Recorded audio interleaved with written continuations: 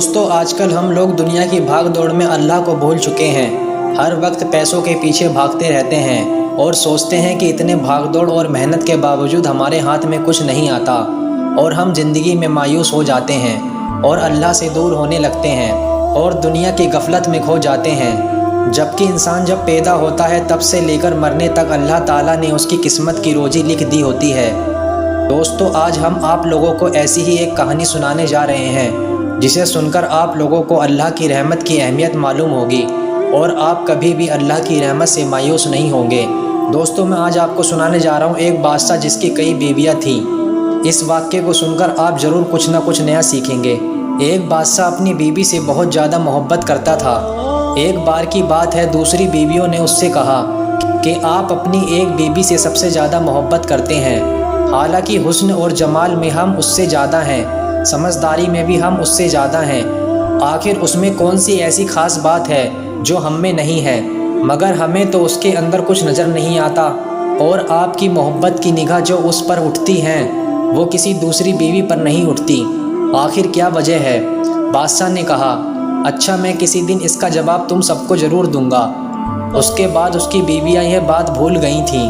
ایک دن بادشاہ نے اپنے گھر کے صحن میں بیٹھ کر کہا، آج میں اچھے موڈ میں ہوں، اس لیے میں چاہتا ہوں کہ میں تم میں سے ہر ایک کو اچھے انعام سے نوازوں۔ وہ یہ بات سن کر خوش ہو گئیں، یہ سوچ کر کہ آج ہمیں شاہی خزانے سے انعام ملے گا۔ صحن میں سونے چاندی اور جواہرات کے ڈھیر لگا دیے گئے۔ بادشاہ نے سب کو بلا کر کہا کہ اس صحن میں جو چیزیں پڑی ہیں ان میں سے جس چیز پر جو بیوی ہاتھ رکھ لے گی اس کو وہ چیز انعام کے طور پر دے دی جائے گی۔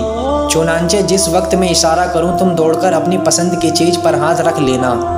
بیویاں تیار ہو گئیں اور انہوں نے اپنی اپنی پسند کی چیزوں پر نگاہ جما لی۔ کسی نے ہار کے اوپر، کسی نے ہیرے کے اوپر، کسی نے سونے کے اوپر اور کسی نے چاندی کے اوپر اپنی اپنی پسندیدہ چیزوں پر ہاتھ رکھ لیا۔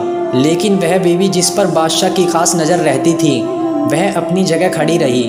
جب سب بیویوں نے دیکھا کہ ہم نے قیمتی چیزوں پر ہاتھ رکھ لیا مگر اس نے کسی چیز پر ہاتھ نہیں رکھا تو وہ ساری ہنسنے لگیں اور بادشاہ سے کہنے لگی، بادشاہ سلامت، ہم کہا کرتے تھے کہ یہ بیوقوف ہے اور اس کے اندر عقل کی کمی ہے، اور آج اس کی عقل کی کمی کھل کر سامنے آ گئی۔ یہ تو بس سوچتی ہی رہی، لیکن لہٰذا آج اس کے پلے کچھ نہیں پڑے گا۔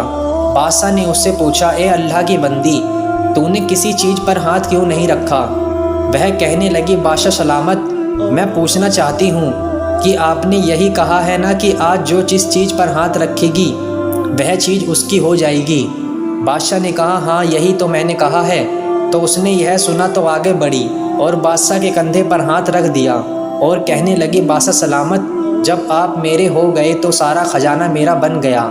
بادشاہ نے اس کی یہ بات سن کر اپنی دوسری بیویوں سے کہا کہ دیکھو، اس کی عقل مندی اور محبت کی وجہ سے میں اس سے زیادہ محبت کرتا ہوں۔ دوستو اسی طرح سے جب انسان محبت الہی کو تھام لیتا ہے، مطلب پروردگار اللہ تعالیٰ کو تھام لیتا ہے، تو کائنات کی چیزیں اس کے لیے آسانی سے قابو میں ہو جاتی ہیں۔